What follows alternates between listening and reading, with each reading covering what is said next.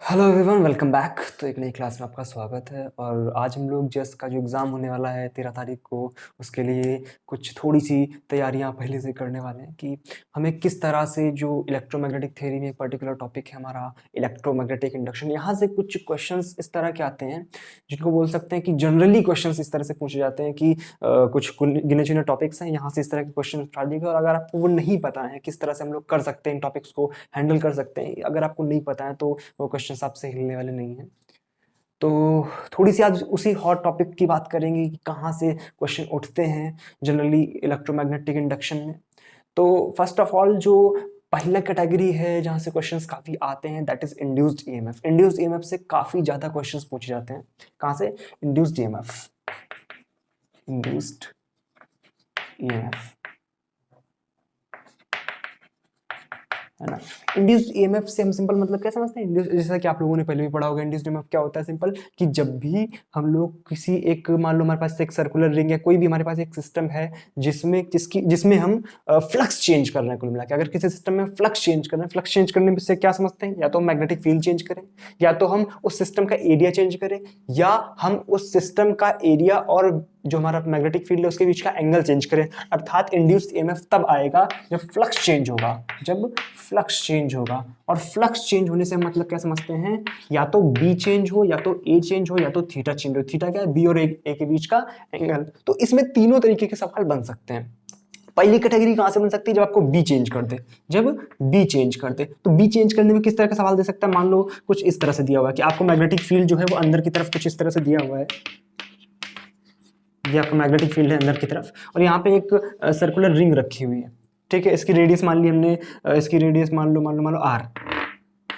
Are इसकी radius है। ठीक है, तो आपसे बोल दिया जाए कि यहाँ जो मैग्नेटिक फील्ड दिया गया है B, that is equal to B not some function of T, मान लो टी स्क्वायर। ठीक है, इस तरह से मैग्नेटिक फील्ड दिया। इसका मतलब समय के साथ मैग्नेटिक फील्ड चेंज हो रहा है, समय पर डिपेंड कर रहा है। इसका मतलब है यहाँ पर बी चेंज हो रहा है और बी चेंज हो रहा है, इसका मतलब फाई चेंज हो रहा है। और अगर फाई चेंज हो रहा है तो इंड्यूस ईएमएफ ई क्या होता है? Minus d phi by d t. ये माइनस क्यों आता है? माइनस आता है लेंज लॉ की वजह से। लेंज लॉ याद है कि इसमें जो करंट हमारी जनरेट होती है वो उस रीजन को अपोज करती है जिसकी वजह से वो जनरेट होती है। मान लो यहाँ पर क्या है? बी टी के साथ में बढ़ रहा है नीचे की तरफ, मतलब अंदर की तरफ। अंदर की तरफ अगर बढ़ रहा है, इसका मतलब क्या है? जो करंट है वो इस तरह से प्रोड्यूस होगी कि वो उस नीचे बढ़ते हुए मैग्नेटिक फील्ड को कम करे। इसका मतलब कहां जनरेट होगी? वो बाहर की तरफ। बाहर की तरफ जनरेट होने का मतलब क्या? इस तरफ को। इस तरफ से मतलब क्या? करंट किस तरफ फ्लो करेगी? इस तरफ को, इस तरफ को। तभी तो जो हमारे पास जो बी आएगा वो बाहर की तरफ आएगा। ठीक है, यानी इसमें जो करंट की डायरेक्शन होगी वही होगी। आपसे बोल दिया जाए बताओ इसमें इंड्यूस्ड ईएमएफ क्या होगा, या आपसे बोल दिया जाए बताओ करंट क्या होगी, सिंपल करंट क्या होगी। तो हम क्या करते हैं? सबसे पहले फाई निकालते हैं। फाई इक्वल टू क्या होता है? बी इंटू ए। बी क्या है यहाँ पर? बी क्या है? B not cos, B not T square, B not T square into area क्या होता है? Pi are square. ये तो कांस्टेंट है। ठीक है, तो ई क्या आ जाता है? यहाँ से ई जाता है minus d phi by d t. Minus d phi by d t is equal to, इसका डिफ्रेंशिएशन कर दो विद रिस्पेक्ट टू टी, क्या जाएगा? Minus two B not pi are square into T. Correct है। यहां से आप आई निकाल लो। आई क्या होता है? I is equal to E upon R. R क्या है यहाँ पर? रेसिस्टेंस। इसका रेसिस्टेंस मान लिया हमने स्मॉल आर। क्या है? रेसिस्टेंस। ठीक है, ये हमारे पास रेसिस्टेंस है। तो E I is equal to E upon R. क्या जाएगा? ई क्या है हमारे पास? Minus two B not pi are square T by small R. This is the current flowing in this loop.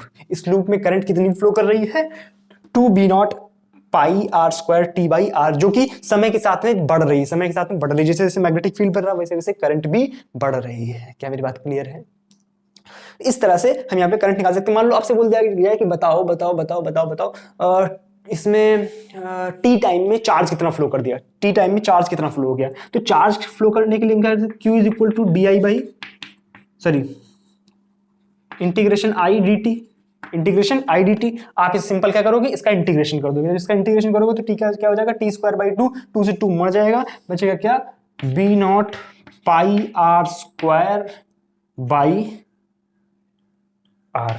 ये आ जाएगा चार्ज फ्लो। तो हम कुछ भी कर सकते हैं अगर हमें पता है कि हमें सिस्टम दिया क्या गया है, क्या उसमें एक्चुअल में हो रहा है। उसमें बी चेंज हो रहा है, बी चेंज हो रहा है, इसका मतलब हम इंड्यूस ईएमएफ निकाल सकते हैं। इंड्यूस ईएमएफ की हेल्प से हम उसमें करंट फाइंड कर सकते हैं। करंट की हेल्प से हम उसमें चार्ज फ्लो निकाल सकते हैं। तो पूरी की पूरी पीएचडी हम उस पर कर सकते हैं। अच्छा, दूसरा तरीका, जब आपको a चेंज करके दे दे, मान लो a दिया गया आपको वही कुछ a as a function of t, कुछ इस तरह से दिया गया है, या दूसरा a चेंज करने का ऑप्शन क्या, भाई अगर इस तरह से a चेंज करा तो बिल्कुल सिमिलर प्रोसीजर हम अपनाएंगे, बिल्कुल सिमिलर प्रोसीजर, बस यहाँ पे b की जगह क्या चेंज हो जाएगा हमारा a, तो हमारा सिंपल से क्या जाएगा यहाँ पर, फिर से वही कुछ फंक्शन बनेगा, फिर से डिफरेंशिएट करेंगे, i आ जाएगा, ठीक है कोई बात नहीं। दूसरा चेंज करने का ऑप्शन क्या हो सकता है, मान लो कुछ इस तरह से आपको सवाल दिया गया है,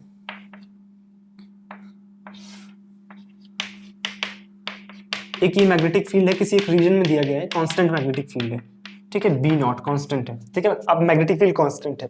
ओके मान लो यहाँ पर एक लूप था जो यहाँ से एंटर करता है, एक लूप था जो एंटर करता है इस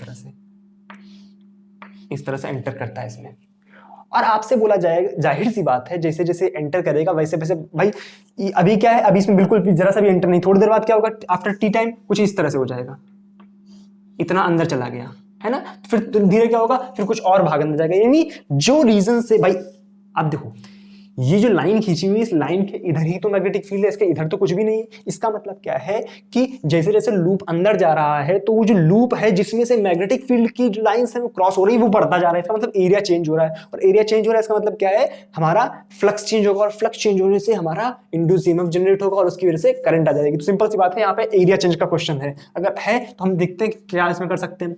हम मान लो इसकी जो स्क्वायर लूप था, इसकी जो लेंथ और जो विड्थ थी सब एल है, ठीक है, और बोल दिया गया ये v वेलोसिटी से इधर चल रहा था। अब बताओ इसमें करंट कितनी फ्लो होगी in the time 0 to L by V। L by V मैंने क्यों बोला, क्योंकि इस टाइम में ये पूरा का पूरा अंतर आ जाएगा, उसके बाद कोई भी चेंजमेंट इसके जो एरिया में जो लाइंस पास हो रहे हैं उसमें नहीं हो, क्यों, क्योंकि फिर एक बार भाई ऐसे समझ लो जब ये पूरा पूरा एंटर कर गया तो उसमें सारी लाइंस पास होने लग जाएंगी, फिर आप उसको मूव भी करो अंदर ही, कुछ भी करो अंदर, कुछ कितना भी आप मूव कर लो उसमें लाइंस तो चेंज होने वाली है ही नहीं, क्योंकि अंदर पहुंचते ही उसमें सारी लाइंस क्रॉस हो चुकी है, ठीक है। तो मान लो किसी टी टाइम में इस जो इसके बीच में है उसमें कितना ही चल चुका है अंदर, वीटी कितना चल गया, वीटी, और जैसे ही वीटी चल गया इसका मतलब क्या है, इतने इस रीजन से अब मैग्नेटिक फील्ड क्रॉस हो रहा है, मैग्नेटिक फील्ड क्रॉस हो रहा है तो ये एरिया कितना आएगा, ये एरिया आ जाएगा आपके पास A इज इक्वल टू, ये लेंथ कितनी है VT और ये लेंथ कितनी L, तो VTL या VLT, बात क्लियर। तो फ्लक्स कितना आ जाएगा, phi is equal to B not VLT, तो E क्या आ जाएगा आपके पास, इसका डिफरेंशिएशन सिंपल, तो minus B not VL, current कितनी आ जाएगी E बाई R, R मान लो इसका रेसिस्टेंस है, ठीक है इस इतने का, ठीक है, या आप कुछ भी इसे मान सकते हैं भाई। यहाँ पर अगर आपको इसे दे सकता है रेसिस्टेंस, आपको दे सकता है कि पूरे का रेसिस्टेंस अगर R है तो आपको देखना पड़ेगा कि उस टाइम पे कितना पार्ट अंदर है, और जाहिर सी बात है इतना पार्ट अंदर है, इसमें आपका जो EMF जनरेट हुआ तो करंट तो पूरे में ही फ्लो होगी, तो आप ये कंफ्यूजन मत हो जाना कि सिर्फ इतना है तो इतने का रेसिस्टेंस हमें चाहिए, नहीं हम पूरा रेसिस्टेंस आराम से लिख सकते हैं, ठीक है, इसमें कंफ्यूजन नहीं होना चाहिए। तो B not VL by R ये आ गई करंट, तो इस तरह से हम एरिया चेंज कर लो क्या ही फर्क पड़ता है, हम कर सकते हैं, यहाँ पर मैग्नेटिक फील्ड चेंज कर लो हम कर सकते हैं। मान लो आपसे बोल दिया जाए, ये मैं साफ कर रहा हूं नीचे वाला, मान लो आपसे इस तरह से बोला गया क्या कि अब यहां पे हम क्या कर सकते हैं, देखो इसमें क्या बोलते हैं, एरिया चेंज करने में एक तरीका और भी हो सकता था, मान लो किस तरह से, सॉरी इस तरह का हो, ठीक है, और एक ये सर्कुलर डिस्क टाइप में थी और उसको यहां से हम रोटेट करा दें, तो भाई ये भी तो एरिया ही चेंज होने का सवाल है। आपको लगेगा कि एंगल चेंज हो रहा है, नहीं यहाँ पे सिर्फ एरिया ही चेंज हो रहा है। जब ये इस तरह से आएगा तो कुछ एरिया, ये वाला एरिया इसके अंदर आ जाएगा और उसमें से हम क्या करेंगे, फिर से फ्लक्स निकालेंगे, फिर से हम इंड्यूस्ड ईएमएफ निकालेंगे और हम करंट निकाल सकते हैं, ठीक है। मान लो एक इस तरह का सवाल दिया गया है, किस तरह का, इस तरह का कुछ, ये मान लो अंदर की तरफ मैग्नेटिक फील्ड था और यहाँ पर एक रिंग रखी हुई थी, ठीक है, एक लूप है, इसको हमने इस तरह से घुमाया, कितना, मान लो ओमेगा से हमने घुमाया, ठीक है। तो बताओ आफ्टर टाइम टी फ्लक्स कितना पास हो रहा है, या सॉरी हम बोल सकते हैं इसमें इंड्यूस्ड ईएमएफ कितना आ जाएगा, इंड्यूस्ड ईएमएफ कितना आ जाएगा वो हमें निकालना है, ठीक है। क्या कर सकते हैं, जैसे हमने इसको घुमाया तो आफ्टर टाइम टी कितना घूम जाएगा, थीटा, आफ्टर टाइम टी कितना घूम जाएगा, थीटा, ठीक है। तो ये एंगल कितना आ जाएगा यहाँ से, थीटा एंगल कितना हो जाएगा, ओमेगा टी। सिंपल हम क्या जान सकते हैं, यहां से देख सकते हैं कि फ्लक्स कितना आ जाएगा, बी ए कॉस थीटा, या लिख सकते हैं बी ए कॉस ओमेगा टी। बस अब आपको करना क्या है, इसको डिफ्रेंशिएट कर दो विद रिस्पेक्ट टू टी। हमारे पास क्या आ जाएगा, ई, वहां से क्या निकाल सकते हैं हम, I is equal to E upon R. बस सिंपल सी बात यार, बस 3 तरह के केस में सवाल दे सकता है, बाकी कुछ आपसे पूछा जा सकता है। इस तरह के क्वेश्चंस काफी पूछ जाते हैं, आप प्रीवियस ईयर उठा के देखो, आपको मिल जाएंगे सवाल। क्या बात क्लियर है यहाँ तक? कोई कंफ्यूजन, कोई डाउट, कोई समस्या है तो नीचे कमेंट सेक्शन में लिखो, ठीक है। ये बिल्कुल बेसिक सी बात करी, जहां पर इंड्यूस ईएमएफ में हम इस तरह से क्वेश्चन पूछ सकते हैं। और कहां से क्वेश्चन आते हैं, और कहां से इसमें क्वेश्चन आते हैं, और आप क्या आते हैं, मोशनल ईएमएफ से क्वेश्चन बन सकता है। मोशनल ईएमएफ क्या होता है अभी समझाओ, तो पहले उसको उतार लो। अच्छा, इसी में एक आध क्वेश्चंस और हैं जो कि आप अगर समझ लोगे तो आपको क्वेश्चंस में हो सकता है पेपर में आपको इस तरह के क्वेश्चन समझना है कि एक्चुअल में क्या करना है इसी टॉपिक में, ठीक है। मान लो आपको कुछ इस तरह का दिया गया है, ठीक है। मान लो एक ये रिंग दी गई है, एक ये रिंग दी गई है, ठीक है। इसकी रेडियस है मान लो b और इसकी रेडियस है a, ठीक है। आपसे बोल दिया गया कि जो बड़ी वाली रिंग है इसमें करंट फ्लो कर रही है I, ठीक, और इसमें जो करंट फ्लो कर रही है I वो है आपकी I नॉट t, इस तरह से फ्लो कर रही है, ठीक है। अच्छा भाई, अगर इस तरह से करंट फ्लो कर रही है इसका मतलब क्या है, ये जो करंट फ्लो कर रही है इसकी वजह से यहाँ पर मैग्नेटिक फील्ड होता है। भाई हम जानते हैं कि अगर कोई एक रिंग है उसमें करंट फ्लो कर रही है तो उसकी वजह से उसके सेंटर में इलेक्ट्रिक फील्ड होता है, ठीक है। और वो इलेक्ट्रिक फील्ड नहीं, मैग्नेटिक फील्ड, उसकी वजह से उसके सेंटर में मैग्नेटिक फील्ड होता है। और अगर करंट चेंज हो रही है तो वहां पर मैग्नेटिक फील्ड भी चेंज होगा। अगर करंट चेंज हो रही है इसका मतलब मैग्नेटिक फील्ड भी चेंज होगा, और अगर मैग्नेटिक फील्ड चेंज हो रहा है इसका मतलब यहां पर फ्लक्स चेंज हो रहा है, और फ्लक्स चेंज हो रहा है यानी इस छोटी वाली रिंग में फ्लक्स चेंज हो रहा है, और फ्लक्स चेंज हो रहा है इसका मतलब ये है कि उसमें इंड्यूस ईएमएफ जनरेट होगा, और इंड्यूस ईएमएफ होगा तो वहां पर भी करंट जनरेट हो जाएगी। तो आपसे बोला गया इस छोटी वाली रिंग में करंट बतानी है आपको। एक कंडीशन आपको दी गई, B is much less than A. ऐसा क्यों दिया रहता है, बात समझो ध्यान से। मान लो आपकी ये जो रिंग थी भाई, इसके वजह से हम जानते हैं कोई एक रिंग है तो उसके वजह से सेंटर पे इलेक्ट्रिक फील्ड बी कितना होता है, B is equal to mu not I upon 2r, है ना। 2 इसके r कितना है बी, ठीक है, तो 2r ये होता है।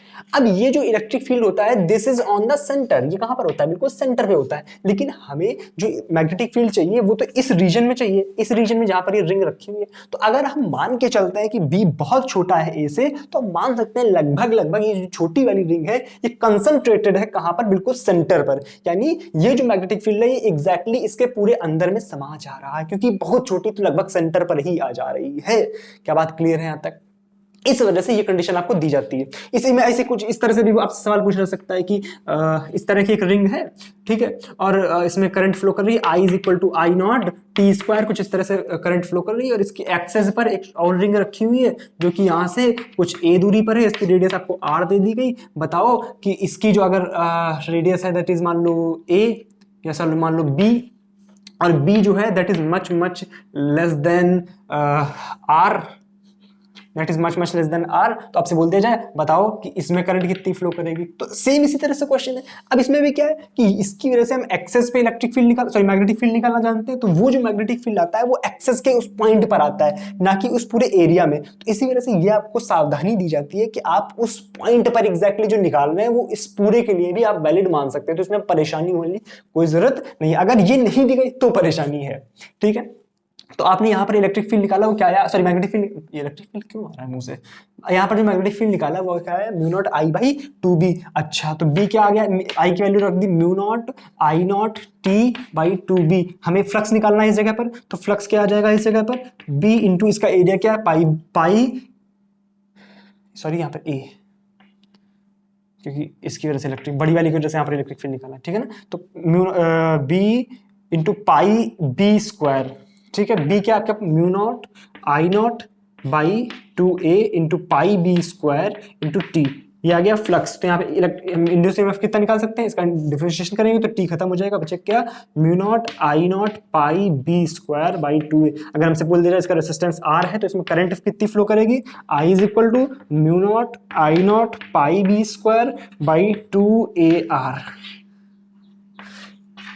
क्या बात क्लियर है, कोई कंफ्यूजन? तो इस तरह से हम इन सवालों को टैकल करते हैं कि मतलब हमें एक सिस्टम दिया हो सकता है, मान लो इस तरह से भी सिस्टम दे सकता है। मान लो आपके पास ये वायर दिया हुआ है, इसमें करंट फ्लो कर रही है I is equal to I not T cube, इस तरह से करंट फ्लो कर रही है, और आपसे बोल दिया जाए बताओ इससे ए दूरी पर एक एल लेंथ का एक क्यूब है, ठीक है, एल लेंथ का एक क्यूब है। अब बताओ कि अगर इसमें करंट इस तरह से फ्लो कर रही तो बताओ इसमें कितनी करंट होगी, इसमें कितनी करंट फ्लो होगी। तो अब यहां पे ध्यान से देखो, ये और ये, ठीक है, ये आपके दो, ये एक तो पूरा वायर हो गया, ठीक है। अब यहाँ पे जो मैग्नेटिक फील्ड आएगा वो मैग्नेटिक फील्ड वेरिएबल है, ये बात समझ आ रही है। मैग्नेटिक फील्ड वेरिएबल किस तरह से, आप यहाँ से जैसे जैसे दूर हटेंगे तो यहाँ पे मैग्नेटिक फील्ड चेंज होगा। भाई देखो ऐसा समझो, यहाँ पे जो आपका आई है उसकी वजह से किसी हम एक्स दूरी पर मैग्नेटिक फील्ड बी कितना निकालते हैं, B is equal to mu not I by 2πr।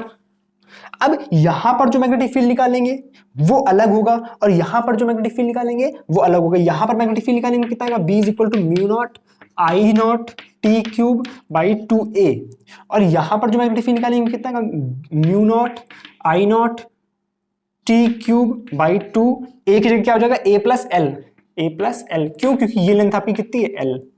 बात क्लियर है ना। यहां पर मैग्नेटिक फील्ड अलग, यहां पर मैग्नेटिक फील्ड अलग, इसका मतलब क्या, यहां से यहां तक लगातार अलग है। इसका मतलब ये है हम x पर जाकर के dx का एक एलिमेंट लेंगे, dx का एक एलिमेंट लेंगे और यहां पर निकालेंगे कि कितना फ्लक्स चेंज हो रहा है। यहां पर मैग्नेटिक फील्ड जब हम लिखेंगे तो कितना आ जाएगा, यहां पर magnetic field b is equal to mu not I not T cube by 2 pi, यहां पाई छोड़ रहा हूं मैं, pi A, 2 pi A plus X, sorry A plus X cube, आप यहीं से पूरा नापे ना तो 2 पाई एक्स, ठीक है। ये बी आ गया तो यहां से फ्लक्स कितना पास हो रहा है, फ्लक्स कितना जाएगा, बी इंटू ये एरिया डी ए, ये वाला एरिया, ये एरिया कितना है, ध्यान देखो, ये लेंथ इसकी एल है, मोटाई डी है, एल डी एक्स। बस ये वैल्यू रख के ये इंटीग्रेट कर दो, फ्लक्स निकल आएगा, आपका ईएमएफ निकल आएगा, खेला खत्म।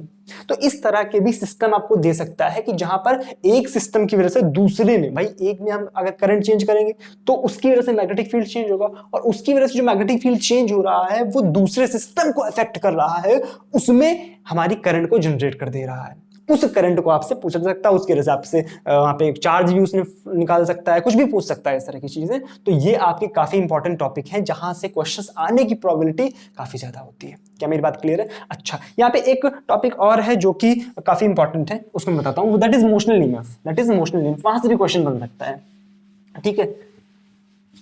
ये मैंने टॉपिक क्यों चुने, क्योंकि आप लोग जो भाई सिस्टम की वजह से मैग्नेटिक फील्ड, सिस्टम की वजह से इलेक्ट्रिक फील्ड, ये सब तो सही से समझ लेते हैं, लेकिन जो बच्चा गलती कर देता है वो कहां पर करता है, यही इन्हीं टॉपिक्स में आकर के, कि वो जब इलेक्ट्रोमैग्नेटिक इंडक्शन के कुछ अच्छे टॉपिक्स आते हैं तो वहां पर काफी गलती कर देता है और टॉपिक्स क्वेश्चंस वहां से काफी पूछ जाते हैं। कभी वो रिंग को रोटेट करा देता है, कभी वो अंदर घुसेड़ देता है, कुछ भी मतलब इस तरह के टॉपिक्स बना देता है, तो वहां पर आप गलती कर सकते हैं, ठीक है। मान लो आपको अगली चीज that is motional EMF. Motional EMF ये भी एक हॉट टॉपिक में से एक है जहां से क्वेश्चन बनने की प्रोबेबिलिटी है, ठीक है, यहां से क्वेश्चन बन सकता है। क्या होता है मोशनल ईएमएफ? मान लो हमारे पास इस तरह से मैग्नेटिक फील्ड दिया गया है, ठीक है, बहुत ज्यादा डिटेल में नहीं जाएंगे लेकिन थोड़ा सा आपको आइडिया दे दूंगा तो क्वेश्चन आपसे होने लगेगा, ठीक है। मान लो यहाँ पे एक रॉड है, ठीक है, एक रॉड है, चार्ज रॉड, मतलब एक सिंपल मेटल की रॉड है, ठीक है, वो इस तरह से मूव कर रही है v वेलोसिटी से, ठीक है। तो एक्चुअल में क्या होगा, क्या B अंदर की तरफ है, मान लो B नॉट अंदर की तरफ है, ठीक है, तो आप ध्यान देखो V इधर है, B अंदर की तरफ, V क्रॉस B। तो हम जानते हैं कि फोर्स जब भी चार्ज मूव कर रहा होता है, भाई इसके अंदर क्या है, इलेक्ट्रॉन्स प्रोटॉन्स सब वही होता है। तो चार्जेस जब मूव कर रहे होते हैं मैग्नेटिक फील्ड में, ये रॉड मूव कर रही है, इसका मतलब चार्जेस मूव कर रहे हैं अंदर की तरफ, और चार्जेस जब मूव करते हैं मैग्नेटिक फील्ड में तो उसमें फोर्स लगता है। तो V क्रॉस B फोर्स किधर लगेगा, पॉजिटिव पे, ऊपर की तरफ। पॉजिटिव चार्जेस कहां भाग जाएंगे, ऊपर की तरफ, तो निगेटिव कहां भाग जाएंगे, नीचे की तरफ। तो ये जो होती है रॉड आपकी इस तरह से, इसमें पॉजिटिवली और नेगेटिव चार्जेस सेपरेट हो जाते हैं और इसमें एक इलेक्ट्रिक फील्ड जनरेट होता है ऊपर से नीचे की तरफ, मतलब प्लस से माइनस की तरफ, ठीक है। उस इलेक्ट्रिक फील्ड की वजह से मान लो यहाँ पर अब कोई दूसरा चार्ज है इस जगह पर, इसमें जो अंदर चार्ज, अब भाई एक टाइम क्या होगा जिसमें तुरंत को तुरंत चार्जेस बढ़ जाएंगे, तो यहाँ पर कोई अगर दूसरा चार्ज है तो उस चार्ज पे दो तरह के फोर्स लग रहे हैं।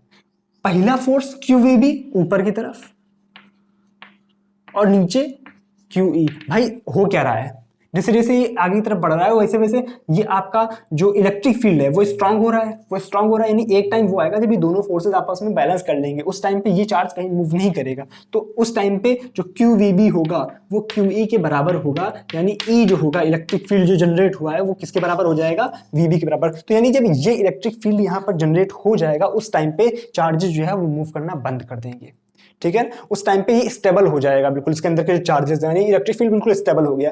इसी वजह से जो इसमें वो पोटेंशियल डिफरेंस क्रिएट होता है, V पोटेंशियल डिफरेंस, सिंपल लिख लेते हैं वरना कंफ्यूजन हो जाएगा। Potential difference is equal to क्या होता है, potential difference is equal to, मान लो इसकी लेंथ जो है वो L है, तो पोटेंशियल डिफरेंस कितना हो जाएगा, E इंटू L, यही तो होता है, यानी VBL।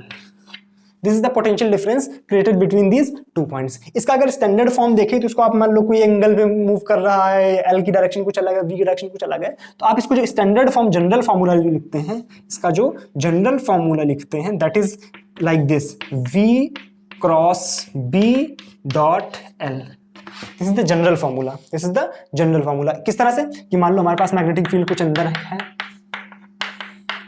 ठीक है, और जो रॉड है वो इस तरह से रखी हुई है और किसी एंगल पे इस तरह से मूव कर रही है ना, वो भी किसी एंगल पर रखी हुई है इस तरह से, और V भी कुछ एंगल पर है। तो इस तरह से अगर हम चलेंगे तो ये आपका फॉर्मूला आएगा। सबसे पहले हम क्या करेंगे, V क्रॉस B करेंगे, V क्रॉस B करेंगे, तो V क्रॉस B किधर आएगा, V क्रॉस B किधर आएगा, इधर की तरफ। फिर इसका डॉट प्रोडक्ट कराएंगे हम L के साथ में, इसका डॉट प्रोडक्ट कराएंगे L के साथ में, then we will find motional EMF। क्या मेरी बात क्लियर है? अच्छा, यहाँ पे L क्या होता है, L होता है हमारा separation vector between and point and starting point, इनके बीच का सेपरेशन वेक्टर है। तो मान लो अगर सेपरेशन वेक्टर ही है, तो मान लो अगर इस तरह का सिस्टम दिया हुआ है आपके पास, ये एंड पॉइंट ये स्टार्टिंग पॉइंट, तो आपको ध्यान रखना है यहाँ पे हमें ये लेंथ नहीं चाहिए, ये L नहीं होता है, L हमेशा ये होता है, ये L होता है, ठीक है। मान लो इस तरह से दिया गया आपको कि ये मूव कर रहा है, ये इस तरह का आर्क है, इसकी रेडियस r है, ये मूव कर रहा है, ठीक है, v वेलोसिटी से इस तरह से, तो इसके लिए क्या आ जाएगा, v b l कितना हो जाएगा, r r मिलके 2r। बात क्लियर है ना, ये r तो ये पूरा कितना हो गया 2r, तो एंड पॉइंट और स्टार्टिंग पॉइंट के बीच की डिस्टेंस कितनी हो गई 2r। इस तरह से हम ये निकाल सकते हैं। इसके काफी यूज हो सकते हैं भाई, यहाँ पे जब पोटेंशियल डिफरेंस क्रिएट हो रहा है, इसका मतलब इसका हम यूज करके करंट में इसको ले सकते हैं। तो मान लो इस तरह का सर्किट भी इसमें यूज हो सकता है,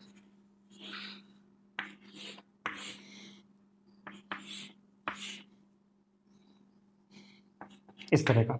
मान लो ये इस तरह का सर्किट है, यहाँ पे ये रॉड है जो कि मूव करा सकता है, इधर उधर मूव करा सकते हैं, मतलब रेलगाड़ी की पटरी की तरह ना, रेलगाड़ी की पटरी की तरह हम इसको इस पे मूव करा सकते हैं। ये पटरी हो गई और ये रेल हो गई, तो इसको मूव करा सकते हैं इस पे, ठीक है। ये आपका रेसिस्टेंस R है, ये जो रॉड है इसका रेसिस्टेंस मान लिया स्मॉल r है, तो आपसे बोल दिया जाए बट अगर हम इसको v वेलोसिटी से, अपनी v वेलोसिटी हम इसको खींचे इधर की तरफ, हम इसको v वेलोसिटी से इधर की तरफ अगर हम खींचेंगे तो होगा कि एक्चुअल में इसमें अंदर की तरफ मैग्नेटिक फील्ड है, मान लो अंदर की तरफ मैग्नेटिक फील्ड है, ठीक है। तो जब हम इसको v वेलोसिटी इधर की तरफ देंगे तो v क्रॉस b से इसमें मोशनल EMF जनरेट होगा, प्लस ये वाला माइनस। इसका मतलब क्या है, यहाँ पे पोटेंशियल डिफरेंस क्रिएट होगा, और ये एक एक्सटर्नल सर्किट से कनेक्टेड है, ये एक एक्सटर्नल सर्किट से कनेक्टेड है। दैट मींस यहाँ पर एक करंट फ्लो होने लगी। हमने क्या किया, मैकेनिकल वर्क किया, हमने क्या किया, इसको खींचा, मैकेनिकल वर्क किया, लेकिन ये चेंज किस में हो गया, इलेक्ट्रिकल एनर्जी में। ये आपकी बहुत जगह पर यूज होती है, mechanical work change into electrical energy. तो यहाँ पे इलेक्ट्रिकल एनर्जी में चेंज हो जाएगा और ये आपका यहाँ पे करंट को फ्लो करा देगा। किस तरह से निकालेंगे, हम जानते हैं इसमें जो पोटेंशियल डिफरेंस आएगा वो क्या आएगा, VBL। तो आप करोगे क्या, यहाँ को इसको इस तरह से रखते हो, एक छोटा रेजिस्टेंस R जो इसका वाला है, ठीक है। तो ये वोल्टेज आपकी वोल्टेज कितना हो गया VBL, ये आपका R, तो इसमें करंट कितनी आ जाएगी, करंट आ जाएगी VBL upon R plus R। इस सर्किट में हम करंट निकाल सकते हैं। क्या बातें समझ आ रही? कुछ इस तरह से क्वेश्चंस आपसे पूछे जा सकते हैं आने वाले एग्जाम में, ठीक है। क्योंकि इस तरह के टॉपिक्स जो है वो डिस्कस करने में लोग थोड़ा कतराते हैं, क्यों? क्योंकि यहाँ पे जो दिमाग का खेल है वो काफी ज्यादा है, आपको समझना काफी, फील काफी करना पड़ता है। अब लाइट वाइट को फील करने के लिए तो मान लो, चलो छोड़ो, ऐसे वैसे फील मत करने लग जाना, ठीक है। चलो देखो, यहाँ तक बात क्लियर। अच्छा भाई, तो ये कुछ बातें, ये कुछ हॉट टॉपिक्स थे जहां से क्वेश्चंस बनने की प्रोबेबिलिटी जिसमें काफी ज्यादा होती है। और अगर आपने ये टॉपिक्स कवर किए हुए हैं तो एक आध क्वेश्चन यहाँ से फंस जाता है, हमेशा फंस जाता है, ठीक है। हर एग्जाम में, मतलब जस्ट जो भी आप एग्जाम दे रहे हो, वैसे जस्ट के लिए मैं पर्टिकुलर बात कर रहा हूँ, तो हर पेपर में एक नया क्वेश्चन इस तरह का फंस जाता है, जहाँ पे आप खुद, अगर आपने इस टॉपिक को तैयार नहीं किया हुआ है तो आप गुच्चा खा जाते हैं, ठीक है। तो आई होप आपको चीज़ें क्लियर हो गई होंगी। अगर कोई डाउट है तो आप नीचे कमेंट सेक्शन में लिख सकते हैं। और आपने अभी तक अगर टेलीग्राम चैनल ज्वाइन नहीं, टेलीग्राम ग्रुप ज्वाइन नहीं किया, ये मेरा हर लेक्चर का प्रॉब्लम होता है, मैं टेलीग्राम चैनल बोलता हूँ, हालांकि वो ग्रुप बनाया हुआ है मैंने डिस्कशन के लिए सिर्फ, उसको आप डिस्क्रिप्शन में जाकर के वहाँ से ज्वाइन कर लीजिए, ठीक है। तो चलो मिलेंगे अगली वीडियो में, तब तक के लिए thank you so much, bye bye.